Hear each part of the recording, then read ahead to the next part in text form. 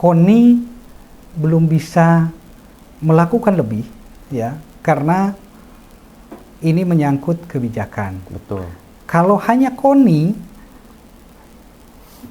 Ketua KONI sebelumnya juga sudah mengundang beberapa perusahaan untuk ikut berpartisipasi meningkatkan prestasi olahraga di Banten. Ya, Tapi tanggapannya tidak ini. Mungkin ini harus.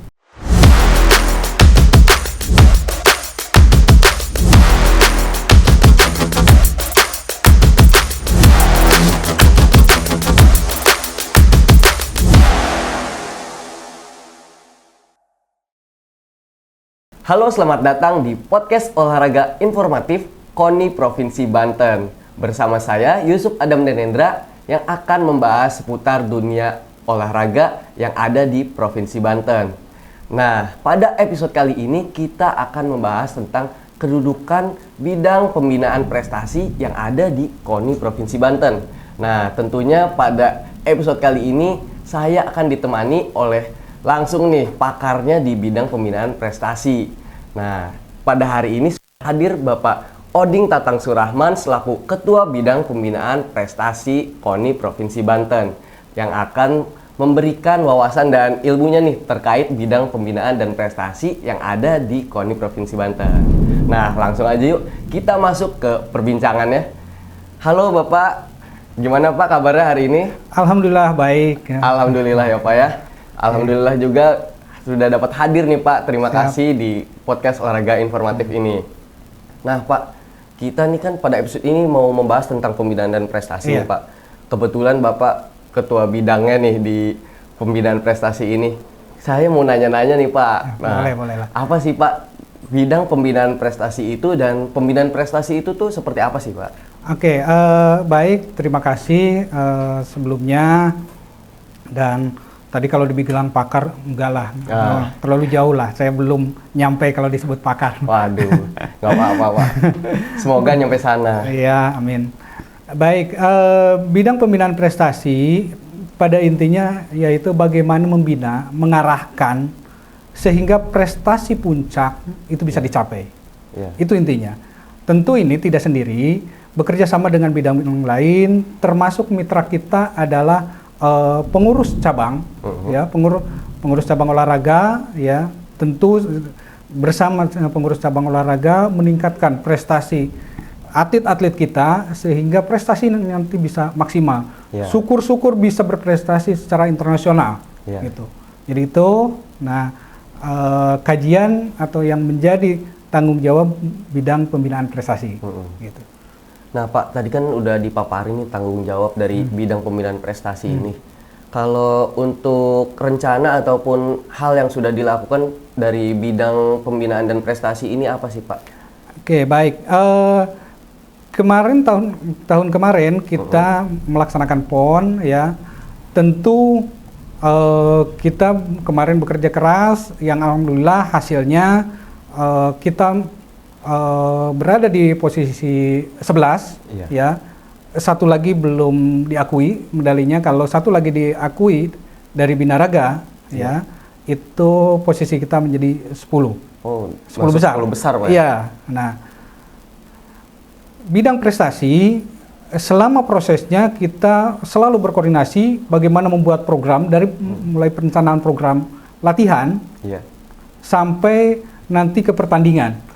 Tiap bulan kita selalu koordinasi dengan pelatih, ya, dengan untuk memastikan apakah program itu bisa berjalan atau tidak. Ya, kendalanya di mana? Kita pecahkan bareng-bareng. Di situ, jadi kita arahkan sehingga prestasinya nanti sesuai dengan target yang kita canangkan. Gitu. Nah Pak, kalau dari bidang pembinaan prestasi kan punya target-target prestasi dari setiap cabang olahraga yang ada di Provinsi Banten ini nih Pak.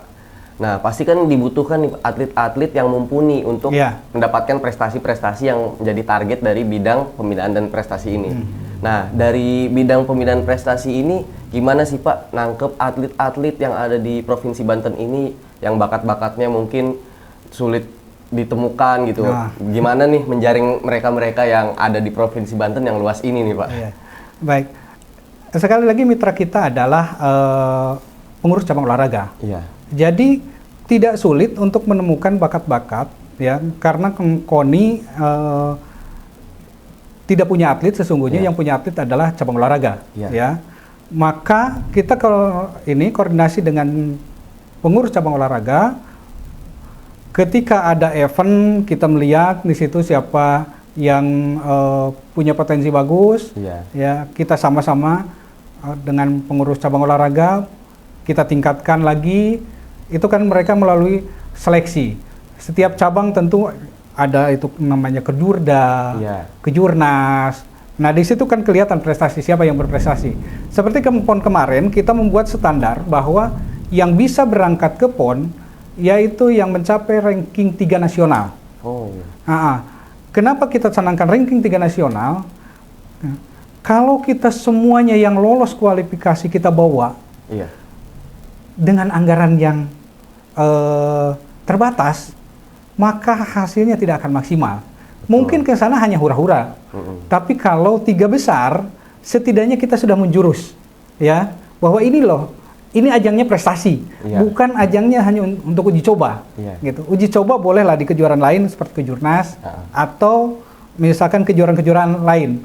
Tapi ketika PON, maka ini ajangnya prestasi. Maka yang berprestasilah yang kita bawa ke sana.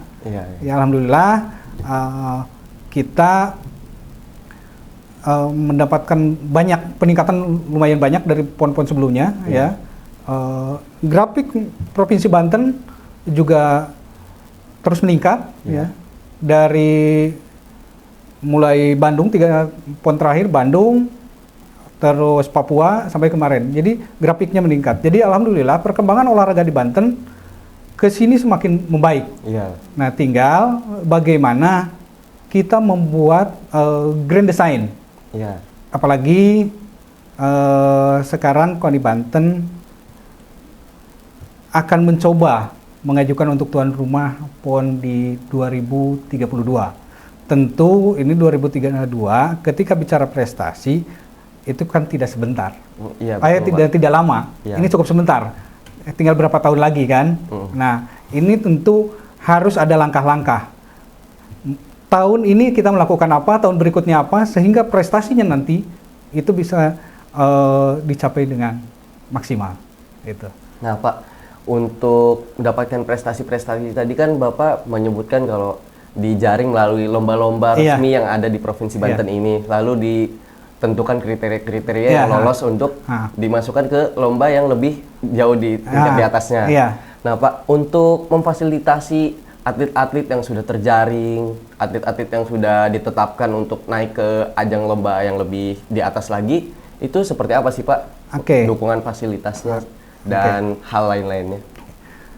Tahun 2025 ini ya, kemarin kita sudah membuat program yaitu pelatnas jangka panjang.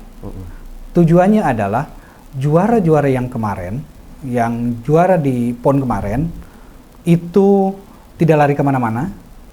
Artinya dia setelah kemarin juara, dia latihan lagi, tidak berhenti. Artinya terus latihan melalui pelatnas jangka panjang. Mudah-mudahan ini disetujui oleh pemerintah daerah, ya, karena gimana pun ini menyangkut anggaran. Ketika bicara anggaran kan KONI tidak punya anggaran, yang punya anggaran pemerintah. Ya, kalau pemerintah daerah mendukung, ya, insya Allah ini akan berdampak baik bagi peningkatan prestasi atlet. Terbukti dari mulai kita PON Jawa Barat, setelah selesai itu adakan pelatnas jangka panjang, hasilnya di Papua juga naik, ya, secara prestasi. Indikasinya adalah begitu banyaknya atlet yang lolos kualifikasi PON. Itu. Begitu di Aceh Sumut kita naik lagi berkat program itu, pelatnas jangka panjang. Makanya sayang kalau misalkan program ini terhenti. Gitu. Nah, pelatihan jangka panjang itu tuh seperti apa sih Pak di dalamnya untuk pembinaan atlet-atletnya seperti apa? Jadi sama seperti pelatihan biasa, cuman kita terus pantau. Yang selama ini itu masing-masing. Artinya ini di Pelatda yang dibiayai oleh KONI melalui dana dari pemerintah. Nah, kalau pelatda biasa itu pelatda yang hanya dilaksanakan oleh cabang olahraga masing-masing. Gitu. Nah, ini khusus kita pantau ya. Program latihannya seperti apa sama kita dan nanti ini masih bisa ditingkatkan atau tidak. Iya. Ketika ini tidak bisa, maka ganti regenerasi. Nah, di sini ada nanti promosi degradasi. Ketika prestasinya turun, maka yang di bawahnya Bisa naik. nah itu. Ya. Nah, dengan begitu maka atlet dipacu terus untuk berprestasi. Iya. Gitu. Jadi emang regenerasi itu dilihat dari prestasinya juga ya, Iya. Pak? Ketika ada yang menurun, jadi Iya. bisa digantikan. Jadi atlet bisa terpacu, wah. Nah. Jadi nggak mau nih tempatnya tergantikan. Gitu. Iya, kalau latihannya leha-leha, maka Iya. dia akan tergantikan oleh orang lain gitu kan. Pasti tersingkir sama Ya, atlet itu. yang bekerja lebih keras ya Pak. Nah, itu. Nah Pak, tantangan dari adanya pelatihan-pelatihan ini, pelatihan jangka panjang, pelatihan-pelatihan lain-lain pada para atlet. Misalnya kan ada aja atlet-atlet mungkin yang tiba-tiba hilang latihan, Iya. atau tantangan-tantangan lain yang ada di program ini apa sih Pak?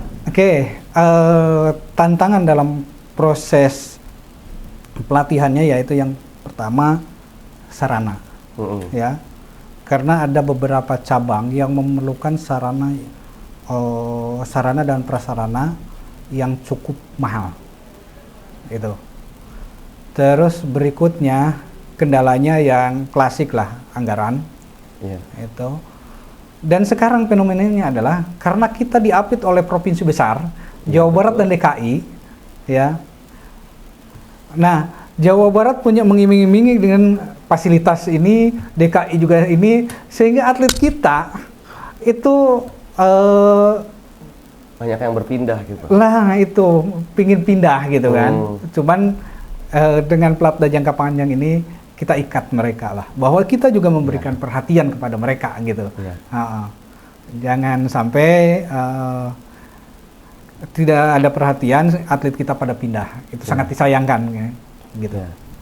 Dan masalah anggaran ini ternyata merembet kemana-mana Pak ya, dari mulai atlet yang jadi mangkrak latihan, ataupun ada yang berpindah-pindah ke KONI provinsi-provinsi lain ya Pak. Iya. Nah Pak, untuk mengatasi hal-hal kayak gitu kan tadi terikat oleh pelatihan-pelatihan gitu Pak ya. Nah, untuk langkah-langkah KONI nih Pak, biar memastikan kan pas kalau ada yang kabur-kabur, pasti fisiknya berubah, mentalnya terganggu mungkin. Itu gimana sih Pak langkah dari bidang pembinaan prestasi mengatasi hal-hal yang seperti itu? Ini tentu kita tidak sendiri, tapi harus juga dengan yang lainnya. Kita sama-sama untuk memajukan olahraga prestasi di Banten ini. Ya, ini menjadi tanggung jawab kita bersama. Iya, betul. Karena kalaupun kita memastikan bahwa kita harus tetap di sini, tapi yang lainnya tidak mendukung, tidak bisa juga gitu. Dan atlet juga tidak bisa disalahkan sepenuhnya juga. Karena apa? Prestasi itu ada waktunya, jangkanya tidak lama. Ketika dia sedang di atas, ya, untuk nyampe posisi puncak itu kan perjuangannya luar biasa. Betul. Berapa biaya yang dia keluarkan, itu kan? Iya, betul. Terus masa-masa masa-masa muda, mungkin yang lain main ke mall, dia dia pagi sore dia harus latihan. Mungkin pekerjaannya yang tertinggal, mungkin juga studinya dia tinggalkan untuk prestasi ini. Wajar kalau mereka juga minta sesuatu. Betul. Ya, perlu perhatian. Betul. Ya, karena seperti contoh lah, yang nggak jauh-jauh, ada yang hat-trick 3 kali pon dia dapat emas terus. Sampai sekarang dia masih statusnya kerjanya masih nggak tahu masih honorer atau apa, ya. Itu. Padahal dia sudah 3 pon emas terus. Memang kebutuhan Bapak angkat ini sangat mendesak. Cuman apalah daya, KONI belum bisa melakukan lebih, ya, karena ini menyangkut kebijakan. Betul. Kalau hanya KONI, Ketua KONI sebelumnya juga sudah mengundang beberapa perusahaan untuk ikut berpartisipasi meningkatkan prestasi olahraga di Banten. Ya, Tapi tanggapannya tidak ini. Mungkin ini harus ada apa ya, kebijakan dari bersama dengan baik dan akhirnya berprestasi. Iya. Iya. Nah, Pak, dari semua cabang olahraga yang KONI naungin, kan ada banyak nih, Pak. Ada nggak sih, Pak, rencana ke depannya untuk menambah cabang olahraga yang bakal diambil nih oleh KONI? Kita gini, untuk menjadi anggota KONI tentu ada Iya. proses. Betul. Ya, ada prosesnya. Pertama dia mengajukan untuk menjadi anggota. Karena di luaran juga ada cabang olahraga yang tidak menjadi anggota KONI. Ya. Gitu. Nah, KONI punya aturan.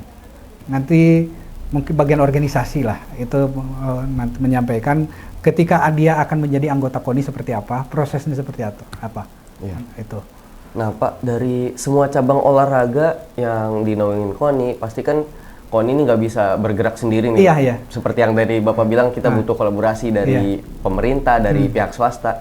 Gimana sih, Pak, caranya bekerja sama nih dari bidang pembinaan prestasi dengan pihak-pihak pemerintah maupun pihak-pihak swasta nih, Pak, dalam membangun pembinaan prestasi atlet-atlet di Provinsi Banten ini?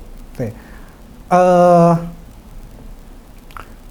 Memang kebutuhan Bapak angkat ini sangat mendesak. Cuman apalah daya, KONI belum bisa melakukan lebih, ya, karena ini menyangkut kebijakan. Betul. Kalau hanya KONI, Ketua KONI sebelumnya juga sudah mengundang beberapa perusahaan untuk ikut berpartisipasi meningkatkan prestasi olahraga di Banten. Ya, Tapi tanggapannya tidak ini. Mungkin ini harus ada apa ya, kebijakan dari pimpinan daerah. Ya, betul. Itu harus ada kebijakan dari pimpinan daerah supaya mereka mau untuk membantu olahraga, ya. Kita juga menyadari beban mereka lah, beban mereka, perusahaan juga sama, ya. Tapi mungkin kalau yang mengajaknya pimpinan daerah itu lain lah dibanding dengan KONI. Iya, betul. Gitu. Itu karena, nah, regulasinya nanti bisa diatur. Apakah atlet itu atau cabangnya, misalnya cabang ini dipegang oleh perusahaan ini, atau atletnya nanti oleh perusahaan ini, ya itu kan yang penting ada komitmen dulu lah gitu untuk membantu. Betul. Kalau regulasi kan bisa bicarakan. Bisa disesuaikan ya, Pak. Ya. Agar menguntungkan semua belah pihak. Nah itu, betul. karena yang namanya kerjasama tidak boleh menguntungkan sebelah saja. menguntungkan sebelah, jadi harus ada feedbacknya lah. Iya, betul. Saling dapatkan feedback biar ya sama-sama senang lah istilahnya. Iya itu. Ya. Nah, Pak, kebetulan kita udah cukup nih untuk pembahasan bidang pembinaan dan prestasi pada episode kali ini. Nah, mungkin itu udah menjawab pertanyaan teman-teman semua yang belum tahu nih tentang bidang pembinaan dan prestasi yang ada di KONI Provinsi Banten. Terima kasih kepada Bapak Oding Tatang Surahman yang telah hadir dan memberikan ilmu dan wawasannya nih terkait bidang pembinaan prestasi di KONI Provinsi Banten. Saya Yusuf Adam Danendra dan bersama saya Bapak Oding Tatang Surahman. Pak, kita pamit undur diri. Salam olahraga, jaya! Banten hebat juara! Terima kasih.